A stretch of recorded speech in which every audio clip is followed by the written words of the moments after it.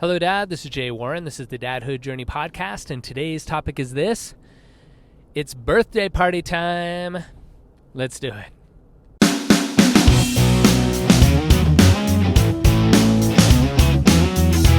Hi, my name's Nico, and you're listening to my dad, Jay Warren. This is the Dadhood Journey podcast. Thanks for listening. Pretty good. Now can we listen to it? Yep.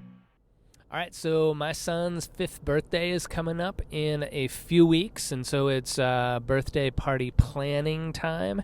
And I have a few words of advice for you, Dad, in birthday planning if you're not already past the 5th birthday on to 6, 7, and 8, and onward and upward. You probably already learned this, but for the newer dads, let me just put this out there. So, in my experience, and will be the 5th birthday party we are throwing, this is how it's gone down. The first birthday party, it's totally for you and Mom. It's not for the kid.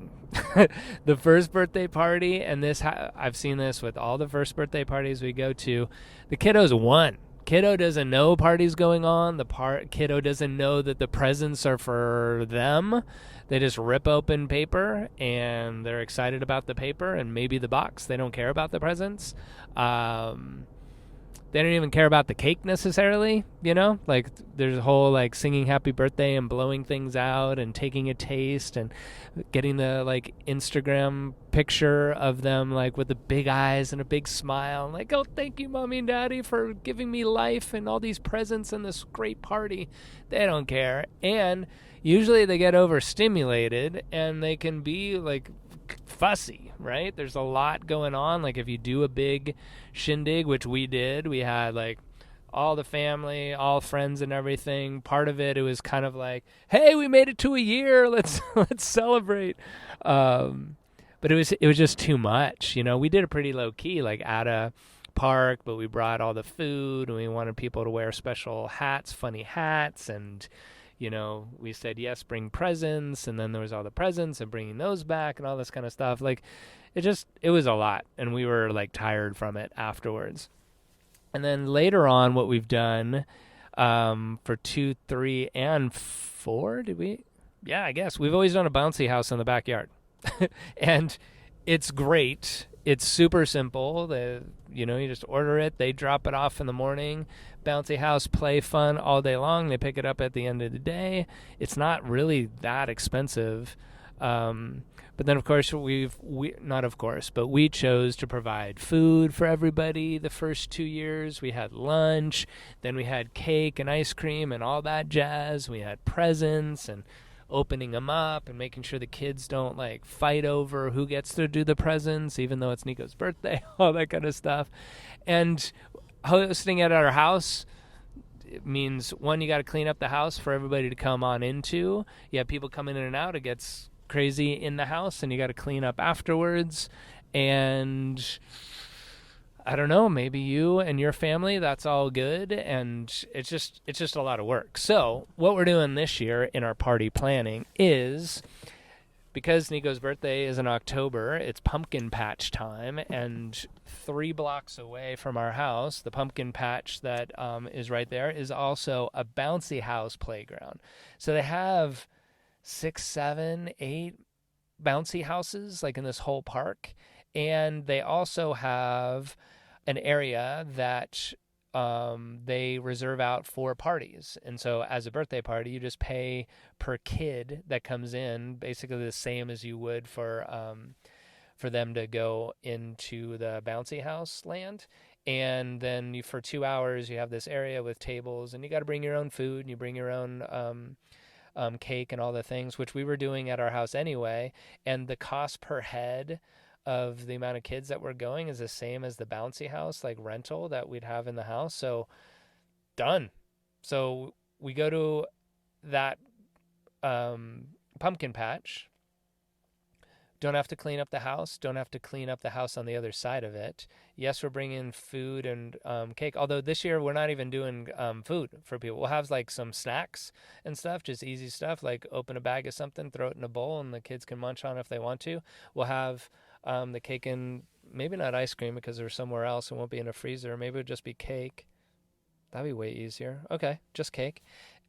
And then all the bouncy houses are provided, and there's multiples of them, so they can, play in any one that they like. The little kids can go in the littler ones. The big kids can bash each other on the big slides, do all that kind of stuff, and then we pack up and we leave, and we go home to the same house. Maybe not a clean house because it wasn't clean beforehand, but that decision makes things so much easier.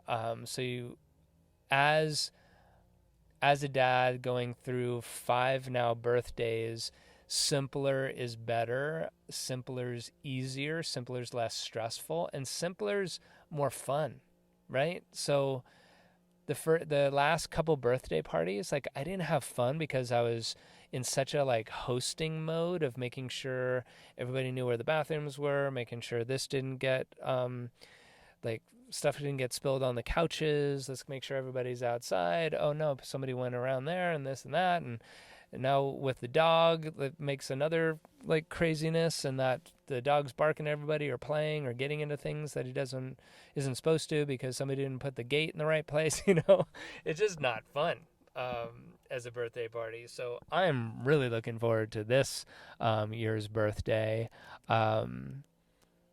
We're having it smaller. I think we're having like 8 kiddos or something.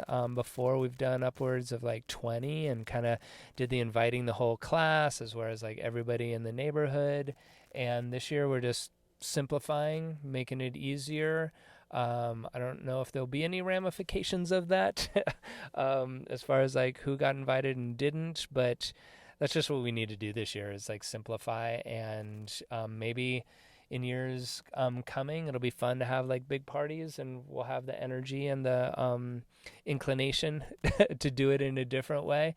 I've just seen in these last couple of years, like getting smaller and smaller and simpler is way better for us. So I put that out there for you, Dad, that that first birthday, if you're approaching into it, understand it's really for you and for Mom. It's not for kiddo. And if you can just, and regardless, like there's going to be lots of people that want to celebrate the first year with you, and especially family and close friends. So like, I'm not saying don't do a party, and I'm not saying don't do a big party. I'm just saying like understand that party's really for you, and don't try and put pressure on the kiddo to be a certain way with opening presents and have people get miffed that they didn't open his present and all that kind of stuff.